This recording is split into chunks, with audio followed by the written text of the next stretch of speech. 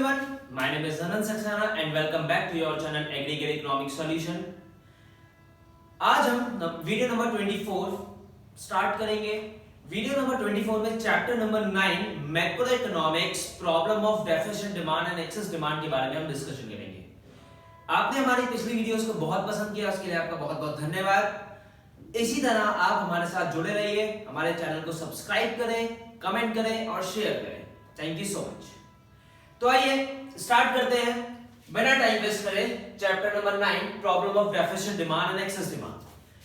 Basically problem chapter के name में ही है, इसका मतलब आपको कहीं ना कहीं प्रॉब्लम फेस करने को मिलेगी, लेकिन इस प्रॉब्लम्स को हम इन वीडियोस के थ्रू, इस चैनल के थ्रू सॉल्व करेंगे।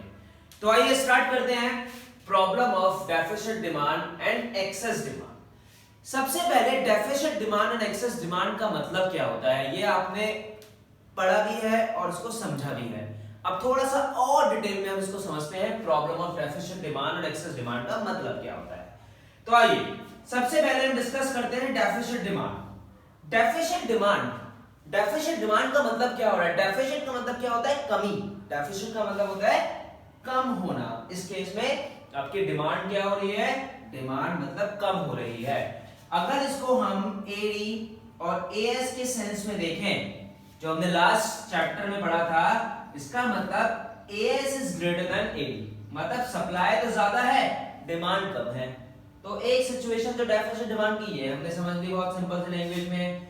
एक है आपका एक्सेस डिमांड। एक्सेस डिमांड मतलब डिमांड एक्सेस है, डिमांड आपकी क्या है? ज्यादा है। डिमांड आपकी क्या है? ज्यादा है। मींस एडी और एएस में क्या होगा? In this situation AD is greater than AS. These two situation that is deficient demand and excess demand, ठीक है? तो ये आपकी दो कंडीशंस होती हैं जब आपका डिमांड क्या होता है, या तो आपकी डिमांड ज्यादा है या आपकी डिमांड कम है। समझ में आ गई बात? तो ये दो सिचुएशंस हैं डेफिशिएंट डिमांड और एक्सेस डिमांड की। बहुत इजी तरीके से मैंने आपको समझाने की कोशिश करी है और आपको समझ में भी आ गई होगी। Deficient demand, supply is greater, and excess demand is greater than supply. These two situation, that is deficient demand और excess demand. Deficient demand और excess demand, ये दो conditions होती है, ठीक है? अब ये प्रॉब्लम क्यों है? हमारी इकोनॉमी में हमने पढ़ा है अगर डिमांड बहुत ज्यादा हो रही है तब भी प्रॉब्लम है, और डिमांड कम हो रही है तब भी प्रॉब्लम है। तो ये प्रॉब्लम्स क्यों हैं, इसको हम इस चैप्टर में डिस्कस करेंगे, और इन प्रॉब्लम्स को बराबर करने के लिए, डिमांड और सप्लाई को बराबर करने के लिए हम कौन कौन सी योजनाएं, कौन कौन से सिनेरियोज को यहाँ पे हम डिस्कस करेंगे, किस किस को समझेंगे, क्या क्या कॉजेज हैं जिसकी वजह से डिमांड बढ़ रहा है, जिसकी वजह से डिमांड कम हो रहा है, कौन कौन से कॉजेज हैं जिसकी वजह से सप्लाई बढ़ रहा है, सप्लाई कम हो रहा है। तो आइए स्टार्ट करते हैं इस टॉपिक को। सबसे पहले इस टॉपिक को पढ़ने से पहले हम कुछ डेफिनेशंस के बारे में डिस्कशन करते हैं।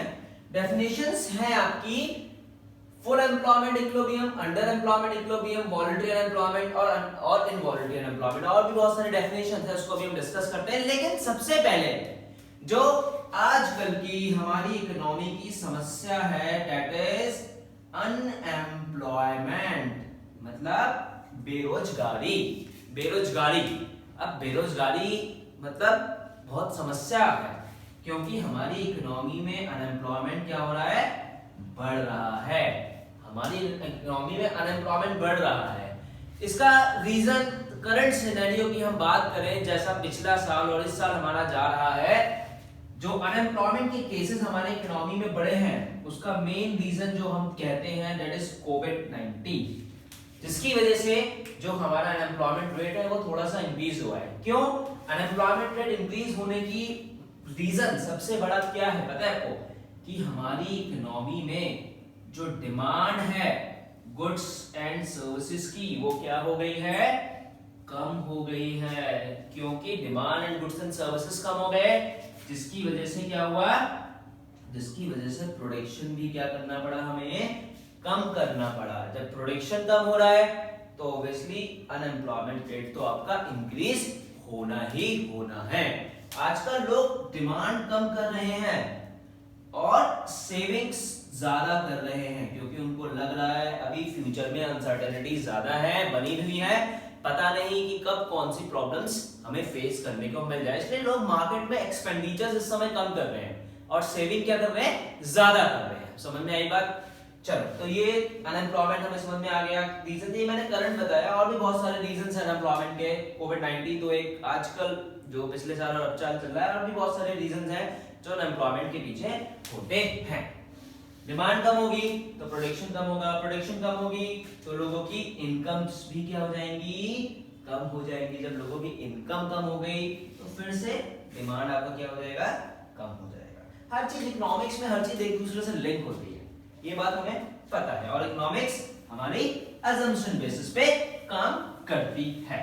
चलिए अब हम लोग स्टार्ट करते हैं फुल एम्प्लॉयमेंट इक्विलिब्रियम। सबसे पहले इसको देख लेते हैं फुल एम्प्लॉयमेंट इक्विलिब्रियम होता क्या है। फुल एम्प्लॉयमेंट इक्विलिब्रियम है, नाम से समझ में आ रहा है फुल एम्प्लॉयमेंट इक्विलिब्रियम। अब ये full employment equilibrium, under employment equilibrium, these two conditions के बारे में हम सबसे पहले बात करते हैं। फुल एम्प्लॉयमेंट और अंडर एम्प्लॉयमेंट जो प्रॉब्लम्स हैं ये क्या है। Full employment equilibrium, equilibrium word आपने पहले भी पढ़ा है, where demand is equals to supply, ये हमने बात करी थी माइक्रो में। अब मैक्रो में है तो भैया एग्रीगेट तो लगेगा, AD is equals to OS, this situation is called equilibrium, ठीक है। और इससे पहले हमने चैप्टर में पढ़ा था S is equals to I, this situation is also called equilibrium. जब AD is equals to AS होगा और S is equals to I. In these two conditions in macroeconomics, these two situation is called equilibrium. अब full employment equilibrium क्या होता है, ये हम देखते हैं। full employment equilibrium क्या होता है? Full employment equilibrium refers to that situation where AD is equals to AS is equals to I. अब आप पूछेंगे सर ये क्यों आया, क्यों? क्योंकि equilibrium की बात हो रही है, ठीक है। full employment है, full employment का मतलब क्या होता है कि सपोज 10 लोग काम करने वाले हैं और काम करने की इच्छा रखते हैं, ठीक है, और इन 10 के 10 लोगों को क्या मिल गया, काम मिल गया। समझ में आई? तो ये सिचुएशन आपकी क्या कहलाई जाती है, फुल एम्प्लॉयमेंट इक्विलिब्रियम। अब जब 10 लोग काम करने वाले थे, 10 के 10 लोगों को काम मिल गया, तो इन्होंने जो इनके पास रिसोर्सेस थे, इन्होंने रिसोर्सेस का क्या किया, फुल यूटिलाइजेशन, मतलब इन्होंने इन रिसोर्सेस का पूरा यूटिलाइजेशन किया। उसके पीछे रीजन क्या था, उसके पीछे रीजन ये था कि जितने लोग काम करने वाले चाहिए थे उतने लोग काम कर रहे थे। तो इस कंडीशन में क्या हुआ, रिसोर्सेस का फुल यूटिलाइजेशन हुआ। और अब हमारी इकोनॉमी में 10 के 10 लोग काम करने वाले थे और 10 लोग काम कर रहे हैं, तो हमारी इकोनॉमी में जो अनएम्प्लॉयमेंट है वो क्या हो गया, जीरो हो गया। क्या हो गया, जो लोग काम करने के इच्छुक थे उनको काम मिल गया, तो this situation is called zero employment. मेरी बात बहुत ध्यान से सुनिएगा, जो लोग काम करने के इच्छुक हैं और उनको काम मिल गया, this situation is called full employment. समझ में आई बात? अब डेफिनेशन के साथ इसको देखते हैं क्या लिखा हुआ है। Full employment refers to that situation where AD is equals to AS, S is equals to I, along with fuller utilization of resources. Fuller utilization of resources means no excess capacity. अब 10 के 10 लोग काम कर रहे हैं, कोई excess capacity नहीं है, और no unemployment in the economy, और अब कोई भी बेरोजगार नहीं है, वो लोग जो काम करने के इच्छुक हैं। समझ में आ गई बात? तो फुल एम्प्लॉयमेंट आपको समझ में आ गया, वो सिचुएशन जहां पे AD और AS एक दूसरे के इक्वल है और रिसोर्सेज का पूरा यूटिलाइजेशन हो रहा है, कोई भी एक्सेस कैपेसिटी नहीं है और ना ही कोई अनएम्प्लॉयड है हमारी इकोनॉमी में। समझ में आ गई बात? This situation is called full employment equilibrium. अब हम बात करेंगे under employment equilibrium. Under employment equilibrium क्या है, इसका नाम से समझ में आ रहा है, अंडर एम्प्लॉयमेंट इक्विलिब्रियम क्या है, नाम से हमें समझ में आ रहा है अंडर एम्प्लॉयमेंट इक्विलिब्रियम। अब इसमें क्या होता है, इसमें देखते हैं अंडर एम्प्लॉयमेंट इक्विलिब्रियम।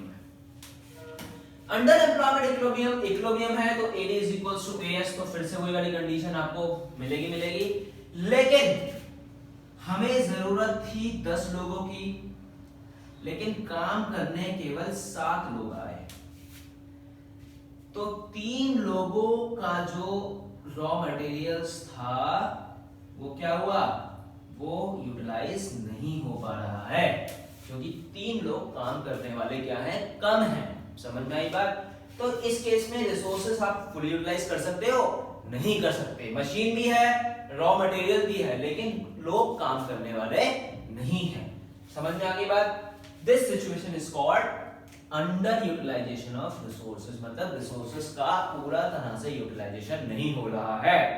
अब पूरी तरह से रिसोर्सेज का यूटिलाइजेशन नहीं हो रहा है तो ऑब्वियसली एक्सेस कैपेसिटी तो होगी और लोग क्या होंगे, unemployed in the economy.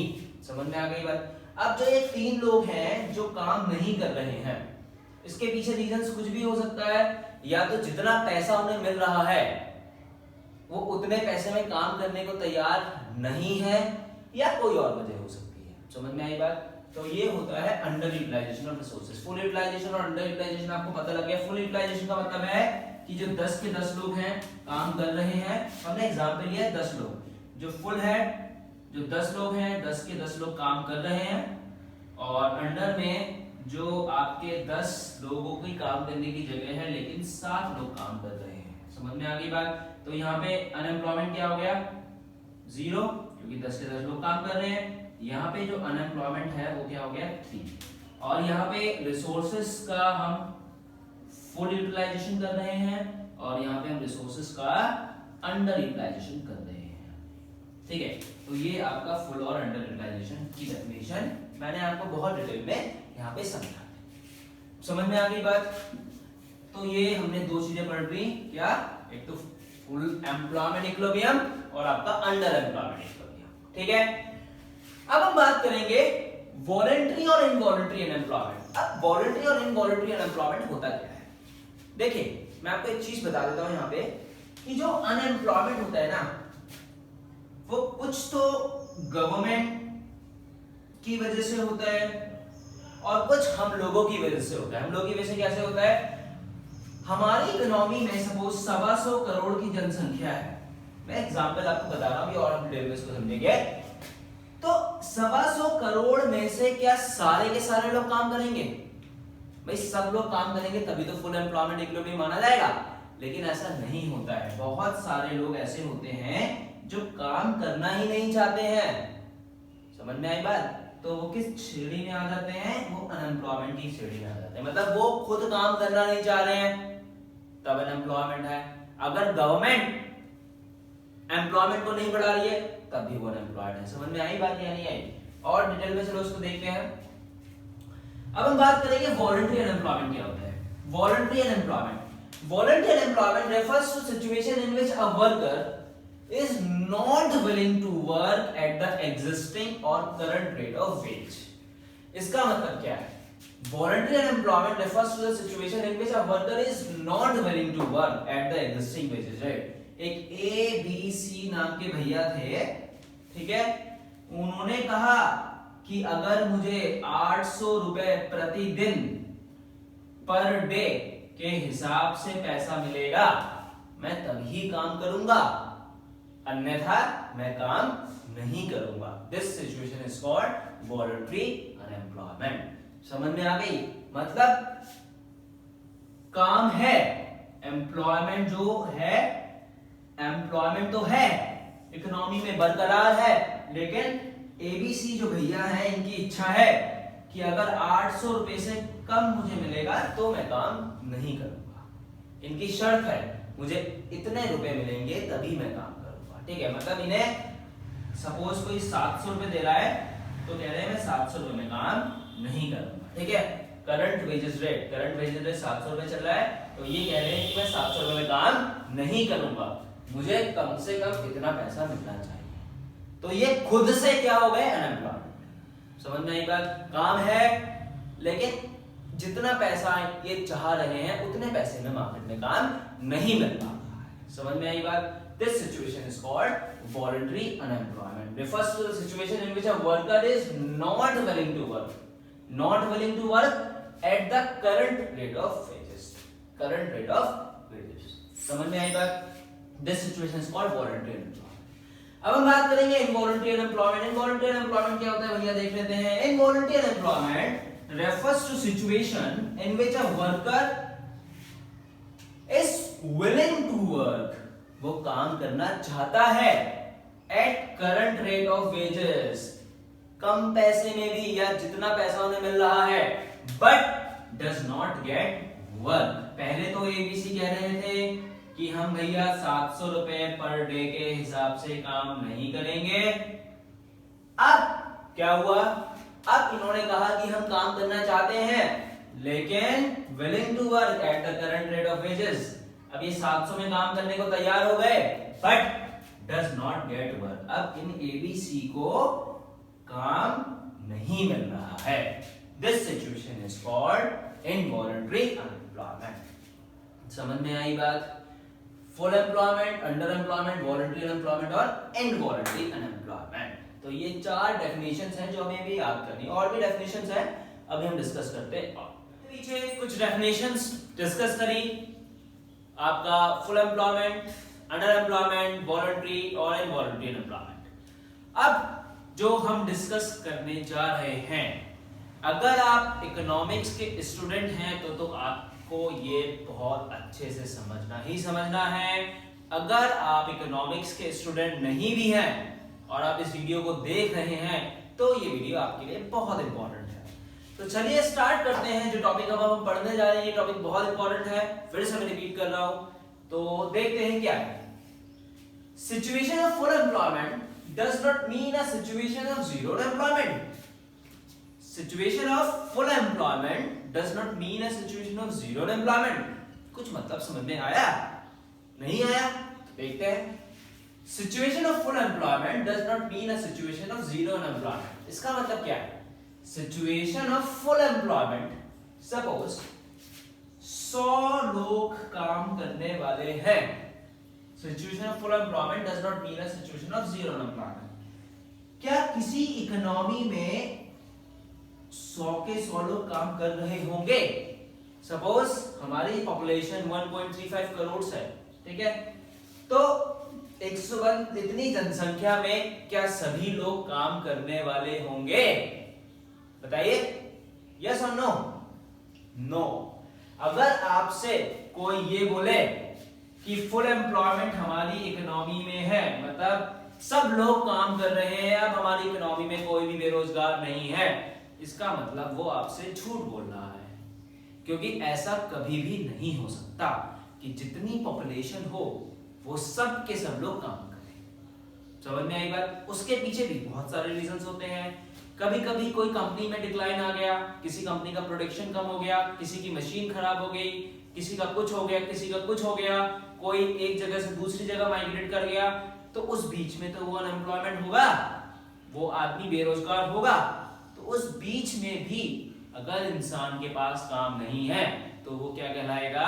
Unemployed, बेरोजगार कहलाएगा। कभी भी कोई भी इकोनॉमी में फुल एम्प्लॉयमेंट कभी भी नहीं हो सकता है। हमेशा हर इकोनॉमी में कुछ ना कुछ लोग, कहीं ज्यादा कहीं कम, अनएम्प्लॉयड होंगे ही होंगे। तो situation of full employment does not mean a situation of zero unemployment. Full employment है इसका मतलब ये नहीं कि अब हमारी इकोनॉमी में जीरो अनएम्प्लॉयमेंट है। अभी भी बहुत सारे लोग ऐसे होंगे जो काम नहीं कर रहे होंगे, या तो किसी का काम किसी की वजह से छूट गया, या कोई और रीजन हो सकता है जिसकी वजह से लोग काम नहीं कर रहे हैं। कुछ छोटे समय के लिए, कुछ लंबे समय के लिए। तो हो तो वो बेरोजगार गए, तो ये इसका मतलब होता है। आइए देखते हैं। The minimum rate of unemployment that must always exist। जो मिनिमम रेट ऑफ अनएम्प्लॉयमेंट है वो हर इकोनॉमी में हमेशा बना रहेगा। In the economy is called natural rate of unemployment, जिसको हम एक नाम दे देते हैं natural rate of unemployment. Natural rate of unemployment, क्या बोलेंगे उसको? Natural rate of unemployment. जैसे मैंने आपको बताया, आपकी एक कंपनी थी, वहां पे एबीसी भैया काम करते थे, ठीक है? और एबीसी भैया का क्या हुआ? वो फादर बन गए। अब फादर बन गए, उन्हें कुछ समय के लिए छुट्टी चाहिए थी, तो उनको छुट्टी लेनी पड़ी। तो क्या हुआ? उस बीच में उनका काम छूट गया। समझ में आई बात? या क्या हुआ, एक एबीसी लिमिटेड कंपनी थी, उसमें नॉर्मल वियर एंड टियर हो गई, मशीन खराब हो गई। अब जब मशीन खराब हो गई तो काम रुक गया, तब लोग बेरोजगार हो गया। कोई कोविड की वजह से बहुत सारी इंडस्ट्रीज डिक्लाइन हो गई, बहुत सारी इंडस्ट्री वैनिश हो गई। तो लोगों का काम छूट गया, किसी का लंबे समय के लिए गया, किसी का जो कुछ लोग आज भी बेरोजगार हो गए। तो क्या हुआ, इसको बोलते हैं हम लोग नेचुरल रेट ऑफ अनएम्प्लॉयमेंट। हमेशा हर इकोनॉमी में कोई ना कोई रीजन रहता है जिसकी वजह से नेचुरल रेट ऑफ अनएम्प्लॉयमेंट बना रहता है। समझ में आ गई बात। अब है हमारा फुल एम्प्लॉयमेंट, ये इंपॉर्टेंट है बहुत, ध्यान से सुनना इसे, मैंने आपको बताया जो देख फुल एम्प्लॉयमेंट। फुल एम्प्लॉयमेंट का मतलब क्या होता है कि भैया जितनी लेबर की डिमांड थी उतनी ही सप्लाई हो गई, तो ये आपका क्या हुआ, full employment, where demand of labour is equals to supply of labour corresponding to wages given wages rate. जितने पैसे वो चाहते थे उतने पैसों में सप्लाई और डिमांड दोनों हो गए, मतलब जो लोग काम करना चाहते थे और जो कंपनी चाहती थी दोनों मिल गए और दोनों को बराबर बराबर कंडीशंस हो गई। This is called full employment. बहुत सिंपल सा है, ठीक। फ्रिक्शनल अनएम्प्लॉयमेंट, जो अभी हमने natural rate of unemployment discuss किया, वो ये frictional unemployment refers to the situation where unemployment associated with the changing of the job in dynamic economy। Dynamic economy की वजह से जो चेंजेस आए, डायनामिक इकोनॉमी मतलब जो चेंजेस हो रहे हैं हमारी इकोनॉमी में, changing of job in dynamic economy, जिसकी वजह से लोग बेरोजगार हो गए। अब क्या हुआ, एक एबीसी कंपनी में नई मशीन आ गई, क्या आ गई, न्यू मशीन आ गई। अब एक भैया थे, उनको नई मशीन चलानी नहीं आती थी। अब क्या हुआ, अब वो तो रजिस्टर्स में एंट्री करना जानते थे, वो कंप्यूटर में एंट्री करना जानते नहीं थे। अब क्या हुआ, या तो वो अपने आप को अपडेट करें, उस बीच का समय वो अनएम्प्लॉयड रहे, या क्या होगा, या उनको चीजों को और नए नए तरीके से सीखना पड़ेगा। समझ में आई बात। जो अपडेशन ऑफ मशीन्स, अब मशीन को अपडेट हुआ, मशीन के अपडेट होने की वजह से उनको भी अपडेट होना पड़ता, लेकिन वो नहीं हुए, जिसकी वजह से वो क्या हो गए, अनएम्प्लॉयड हो गए। मशीन खराब हो गई, normal wear and tear, machine खराब हो गई। अब मशीन बनने में 5-6 दिन लग रहे हैं, ठीक है। 10 मशीन थी हमारी कंपनी में, 10 में से 2 मशीन खराब हो गई किसी वजह से, और 2 मशीन में टोटल नंबर ऑफ वर्कर 10 थे, तो ये 10 लोग क्या हो गए, अनएम्प्लॉयड हो गए छोटे समय के लिए, शॉर्ट पीरियड ऑफ टाइम। तो क्या होगा, वो फ्रिक्शनल अनएम्प्लॉयमेंट होगा, ठीक। स्ट्रक्चरल अनएम्प्लॉयमेंट क्या होता है, structural unemployment is the unemployment that result from long term decline. Long term decline मतलब कि भाई कोविड की वजह से बहुत सारी इंडस्ट्रीज वैनिश हो गई, खत्म हो गई, जिनको शट डाउन करना पड़ा अपना बिजनेस। तो उस बीच में वो जो लोग, उस कंपनी से जो लोग बेरोजगार हुए, वो लोग अनएम्प्लॉयड हुए, वो इस कैटेगरी में आते हैं स्ट्रक्चरल अनएम्प्लॉयमेंट, जिसमें जो लॉन्ग रन डिक्लाइन की वजह से क्या हो रहे हैं, अनएम्प्लॉयड हो रहे हैं। तो आपको समझ में आई बात। Situation of full employment does not mean a situation of zero employment. Full employment क्या होता है, फ्रिक्शनल एम्प्लॉयमेंट क्या होता है, स्ट्रक्चरल एम्प्लॉयमेंट क्या होता है। ये कुछ एम्प्लॉयमेंट की डेफिनेशन थी जो मैंने आपको बताई। प्लीज आप इनको ध्यान से पढ़ें और समझें। अगर इन डेफिनेशंस का, इस चैप्टर का या पिछले चैप्टर्स का आपको नोट्स चाहिए तो आप मेरे डिस्क्रिप्शन बॉक्स में जाके इंस्टाग्राम में मुझे टेक्स्ट कर सकते हैं, कमेंट कर सकते हैं, और इस चैप्टर के और मैक्रो इकोनॉमिक्स फुल चैप्टर्स के नोट्स वहां से कंप्लीट नोट्स प्राप्त कर सकते हैं। Thank you so much. Video